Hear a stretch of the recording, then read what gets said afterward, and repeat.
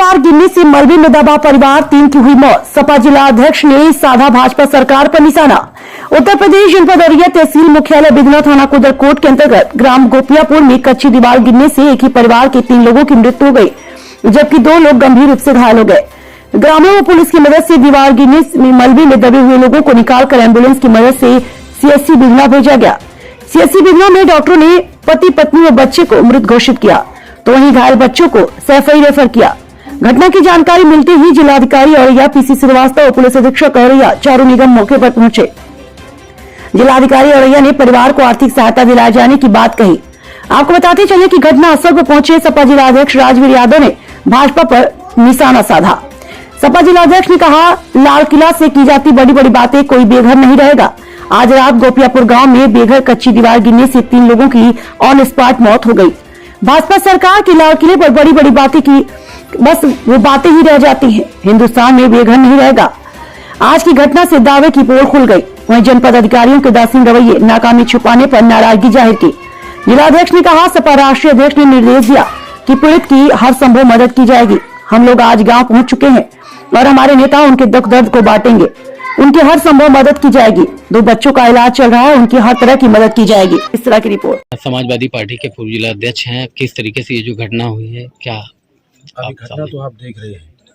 थोड़ा तेज बोलिए। लाल किले से कहा जाता है कि हिंदुस्तान में कोई बिना घर का नहीं रहेगा। बिना घर का मर गया। गरीब को छत नहीं मिले और जिनमें 5 लोग, उसके जानवर भी मर गए। आप देख रहे हैं बदकार से। और 3 लोग ऑन स्पॉट मर गए। 2 मौत से जूझ रहे सेफई में। ये व्यवस्था है। और केवल लाल किले से भाषण कि कोई भी बिना घर का नहीं रहेगा। बताइए, बिना घर का मर गया। और यहाँ का प्रशासन देखिए, उसके परिवार के रिश्तेदारों को रात में जैसे ही पता लगा, इसको नाकामियां ऐसे छुपाने से नहीं छिप जाएंगी। इस पर हम सारे गांव के लोग, हमारे क्षेत्र के लोग, हम लोग अधिकारियों से कहते हैं कि आप कम से कम ये अपनी जो नाकामी है, इसको आप धूल डाल के रात में ले जाके उठा के पोस्टमार्टम करा के, और भाई जो अभी जो जूझ रहे हैं अस्पताल में, उनकी मदद कराइए ना। जो बचे हैं कम से कम उनकी मदद होनी चाहिए।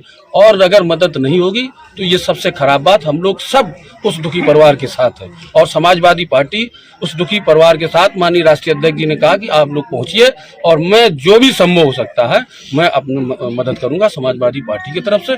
और अस्पताल में भी कह दिया गया है, हम लोग अपनी पार्टी की तरफ से, पार्टी के हमारे सारे नेता हैं, इस गांव के सारे लोग हैं, हमारे सारे लोग उनकी मदद के लिए लगे हैं।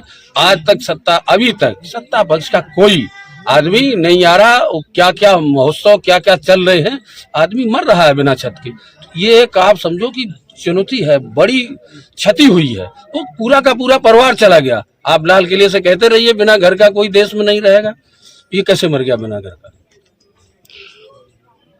वहीं अगर बात करें, ग्रामीणों का कहना है वो 10-11 साल से इसी हालात में, इसी पंचायत भवन में ही रहा करता था। भाई देखिए, जब उसके पास घर नहीं है, उसके पास छत नहीं है, तो जो सरकारी बिल्डिंग थी पंचायत घर में, वो भी समाजवादियों ने बनवाई होगी।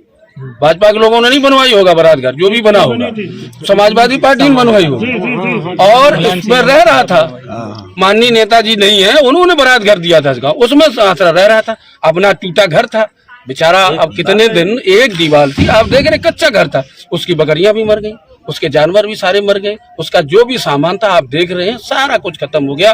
और वही खत्म हो गया तो उसको बचा क्या? अब क्या दे पाएगी सरकार? क्या उन 3 की जिंदगी लौटा पाएगी? वो जूझ रहे अस्पताल में, उनकी मदद कर पाएगी सरकार?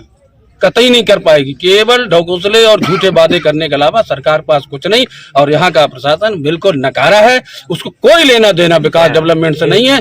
केवल अपनी झूठी बैठ के और फोटो खिंचाने का काम करते हैं, इसके अलावा कुछ नहीं। कौन आया, क्या मदद करने अभी तक आया कोई? इतने दिन से आवास उसको क्यों नहीं मिला? आखिरकार जब 10 साल से रह रहा है सरकारी बिल्डिंग में, उसको छत क्यों नहीं मिली? इसका जवाब कौन देंगे?